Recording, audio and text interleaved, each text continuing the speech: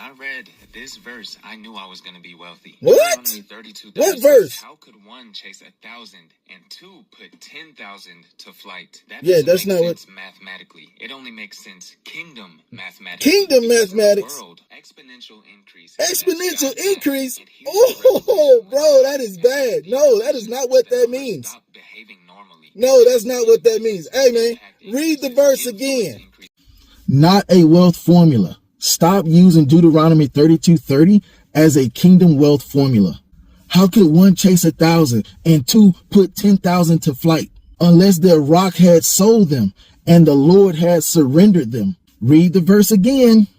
This is not a multiplication promise. It's a judgment, a warning. Deuteronomy 32 is the song of Moses. Moses is speaking to the second generation of Israel right before they enter the promised land. This isn't a prosperity sermon. It's a covenant lawsuit. The verse is actually a rhetorical question. Why would a massive nation lose to a tiny army? Answer, because their rock, God, handed them over. This isn't one sow a seed and get 10,000-fold return. There's 1,000 of you. I said close them doors.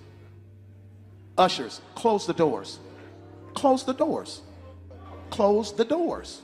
You need to release a seed of $1,000. God said you better move. I'm not going to beg nobody. You're going to allow $1,000 to cause you to miss your breakthrough. This is one enemy defeats 1,000 Israelites because God withdrew his protection. The 1 to 1,000 ratio isn't a blessing formula. It's an indictment of their weakness due to disobedience.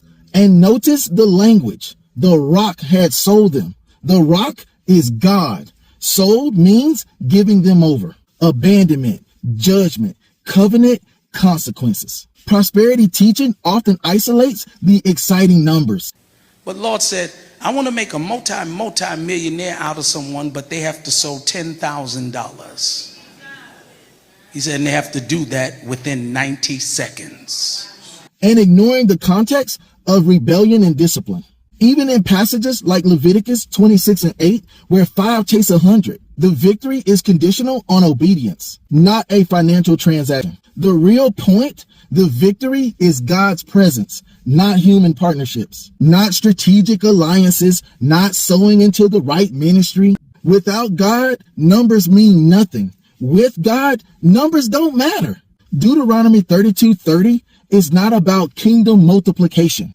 But I know what the Lord told me in prayer. There's 16 of y'all in this room. But do what you want to do. It's on you. But there's $1,000 release. Come now. I'm not going to beg you. You ain't got to try to figure it out. Come now. Quick. Run.